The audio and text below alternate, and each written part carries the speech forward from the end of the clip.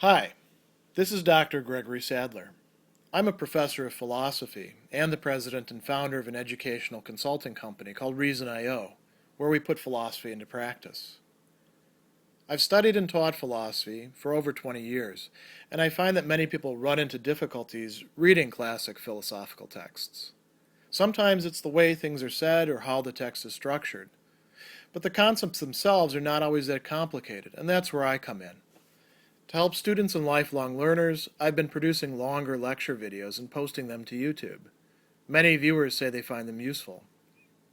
What you're currently watching is part of a new series of shorter videos, each of them focused on one core concept from an important philosophical text. I hope you find it useful as well. In the groundwork for the Metaphysics of Morals, Kant engages, shortly after talking about the good will, in a kind of digression that may throw you when you're reading through it for the first or second or however many times. And he starts talking about why we were given reason, why that's part of our being as human beings. What good does it do? What is it for? And he's adopting a kind of fairly uncommitted to any sort of creator or anything like that, but a teleological perspective on the universe, on human beings, on being in general, by bringing this up. And why is he bringing this up in the first place? Why is he going into a digression? Well, it has to do with the will, the good will. What's the point of having a good will? We saw that it's not just so it brings about good effects or anything like that. So why would we have something like that? Does that make sense for us? So he says, there must arise the suspicion that perhaps its secret basis, where it's coming from, is some high-flown fantasticality, and we have misunderstood the purpose of nature in attaching reason to our will as its governor. So why were we given reason? So that reason could direct the will. As a matter of fact, Kant will say at a number of places, this is kind of a tricky thing to make sense of, that the will is practical reason, or reason practically working. So reason is directing the will is directing our activity, our motives, making us into what it is that we want to be, or desire to be, or choose to be. Why, though? What's the whole point behind all of this? So, he says, we're going to submit our idea to an examination from this point of view. In the natural constitution of an organic being, one contrived for the purpose of life. So there's already some teleology, or the study of purposes, or ends, or reasons here involved. One contrived for the purpose of life. Let us take it as a principle that in it no organ is to be found for any end unless it is the most appropriate to that end and the best fitted for it. So that's already kind of a stretch, right? If you know much about physiology, we have appendices. I'm not even sure where it's located, but it used to serve a purpose, but doesn't serve a purpose anymore. Certainly not the best adapted to what it does, but let's just go with Kant on that, okay? So, suppose now that for a being possessed of reason and a will, the real purpose of nature were his preservation, his welfare, or in a word, his happiness. So, that's one of the possible answers, or actually two sets of answers to this question, right? Why were we given reason? Well, maybe it's so that we could better pursue happiness. And we have to explore this question, well, what does that mean? What is happiness? And we'll do that in some other place. Or maybe it's self-preservation. And Kant's not neatly distinguishing these, but if we're thinking about this in our own times, there's plenty of people out there who think that the reason why we have the kinds of brains and therefore the kind of intellectual processes that we do and the capacity for choice that we do is it leads us to having better outcomes in terms of survival or passing on our genetic material. That's what evolution is supposed to attain, right? So Kant is considering these possibilities. Let's say, just assuming that that's actually the case. So did whatever gave us reason did that do a good job in doing that? If that's the goal, being happy, or just self-preservation, did it do a really good job? Well, Kant's answer is no. Well, let's look at why. He says, for all the actions he has to perform with this end in view, and the whole rule of its behavior, if he wanted to be happy, and we have to actually pause here for a second. What does it mean to be happy? Kant says that happiness is kind of a vague, indistinct idea, and I'm going to do another core concept on that where we explore that in a bit more detail. Suffice it to say for here, what does happiness mean? Kant says it means the satisfaction of our desires and inclinations. So whatever it is that you desire, pick the whole batch of it, right? Whatever it is that you desire, not just now, but also later on. So if you're, a kid, you desire some things. Later on, you become an adult, you start to realize that you desire other things. Get a bit older, you desire other things. The satisfaction of all of those, and your inclinations, that's happiness. So let's say we can't actually wrap our heads around that. Does reason help us with that? Well, some philosophers think so. We can sort of like balance, we figure out what the end is, we want to be happy, now we figure out all the means, and we balance the means to fit the end. Kant says, actually, if you wanted to do that sort of thing, you'd have been better off just implanting instincts in us that would make us do that fairly automatically, like dogs or cats or earthworms do. I mean, earthworms, the satisfaction of their desires and inclinations is to dig around in the mud and bump up against each other and mate and eat stuff and excrete stuff and not get pulled apart, I guess. That's pretty much it for them, and they do a pretty good job in attaining that for the most part. Actually, they like to come up to the surface when it rains, not because they have to, but because people think there's some sort of desire on their part to do that. But it's an instinct, right? If we were intended by nature only to aim at happiness, if that was the highest limit, then it would have made sense to give us instincts that would have made that happen for us. And you could say, well, we do have instincts. We want to eat, we want to, drink, we want to engage in sex, we want to sleep, we want to be warm, we want to be dry when we're wet. Maybe reason could take these in and kind of process them and tell us what to do. But that's kind of a low level, isn't it? We don't have instincts that tell us, think about the universe. Or if we do, it doesn't work infallibly the way that animal instincts seem to in many cases. And it doesn't even seem to have like the sort of workings that other drives do. So that doesn't work. So we haven't been given these. He says, in actual fact, we also find that the more a cultivated reason concerns itself with the aim of enjoying life and happiness, the further does man get away from true contentment.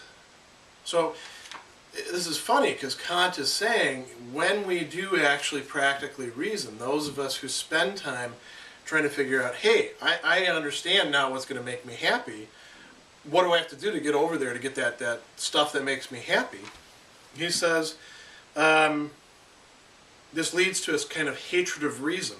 For when they balance all the advantage they draw, I will not say from thinking out the arts of ordinary indulgence, but even of science, they discover they have in fact only brought more trouble on their heads than they have gained in the way of happiness. And this is very interesting. On this account, they come to envy rather than to despise the more common run of men. So those who map out their life and think it out, thoroughly, and use reason, here's the end, what are the means, what are the means to those means, what are the means? Kant thinks that if you look at them, and here he's kind of making an empirical argument, isn't he? A guy who says he's against making empirical arguments, he says, if you look at them, they tend to be less happy than the people who just kind of willy-nilly go through things and bump into happiness over here and over here and just kind of things fall into place for them. Neither one end up being particularly happy. Neither one of them get all of their desires and satisfactions. desires and inclinations satisfied. But the one who uses reason actually ends up getting less of it, he says. Now, I don't know if that's really the case, but let's go with Kant for a moment. Let's assume that that actually is the case. So he says, reason is not sufficiently serviceable for guiding the will safely as regards its objects and the satisfaction of all our needs, which in fact it even multiplies, because, you know, he's right there. If you think about it, as soon as you start using reason, which isn't just a matter of like having, you know, premises and then reasoning to conclusions, it's a matter of looking at the world and saying, there's a lot of possibilities there. I could do some things. I could apply the technology that I have here to change this, make it better. I could even this process out. Once you start doing that, just start applying that to your own life. Just focus just on your own life, or just pick one area of it. You start doing that, you find more projects and more plans than you would ever have time to carry out. And how does that feel? Well, that doesn't actually make you feel happy. That now gives you more desires which are not going to be satisfied. So Kant says, an implanted natural instinct would have led us much more surely, but nonetheless reason has been imparted to us as a practical power. That is, one which is to have influence on the will. So what is the purpose? If it's not to make us happy, because it doesn't do that very well, and it's not just to attain, you know, survival. As a matter of fact, if you want to survive certain situations, you probably shouldn't think too much, right? You should probably ignore a lot of the factors that reason would say, hey, look over there and check that out. And you wouldn't want to spend a lot of time, you know, processing things if it's, you know, do or die, fight or flee, those sorts of situations. Well, if reason isn't for that, then what is it for? What other purpose would there be in giving us reason which could then tell the will what to do? You know, rather than, say, instincts directing the will, as they do in animals, or, you know, something like problem solving but on a much lower level, perhaps. Why do we have this faculty that's unparalleled in all the other species that we come across? Well, another possibility is we're supposed to be aiming at something higher than happiness. That's not to say that happiness is a bad thing. For Kant actually thinks we have a duty to try to work for other people's happiness, and that it's not bad if we work for our own happiness, provided it doesn't keep us from doing our duty. But we do have a higher calling, you might say. Something woven into the very fabric of the beings that we are, Kant thinks, and that is to do duty for the sake of duty, for the right reason, for the right motive. That's a matter of a kind of willing. That's the good will. And so he says,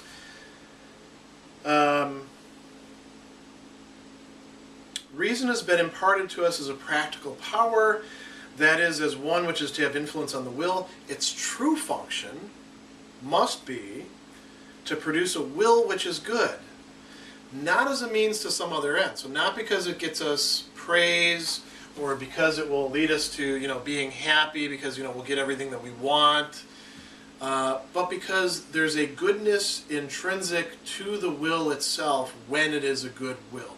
It's not good for something else. It's not good on account of something else. It is good in itself.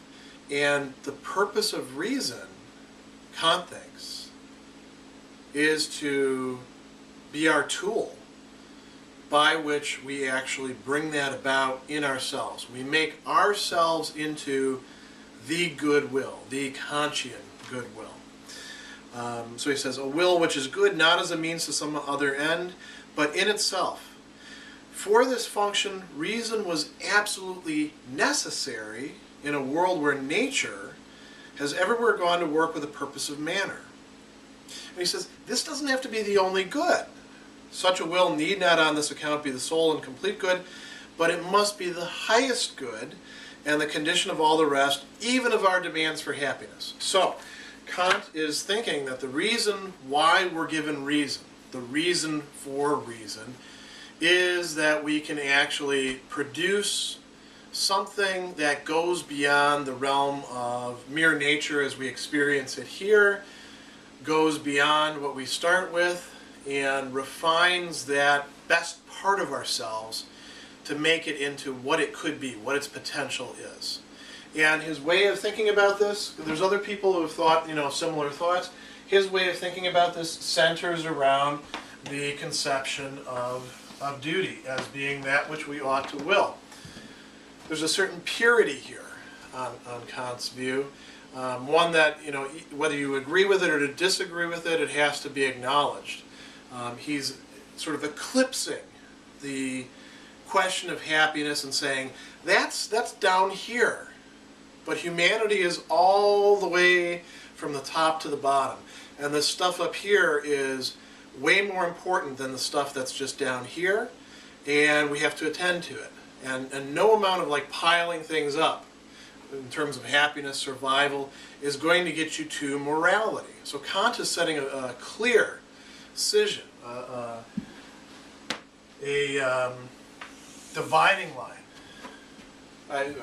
In a way, I've got it articulated wrong, because here's the lower and here's the higher on the board. But this is what's higher, this is what's lower. So that's the purpose of rationality. That's what we're supposed to be directed towards, according to Kant.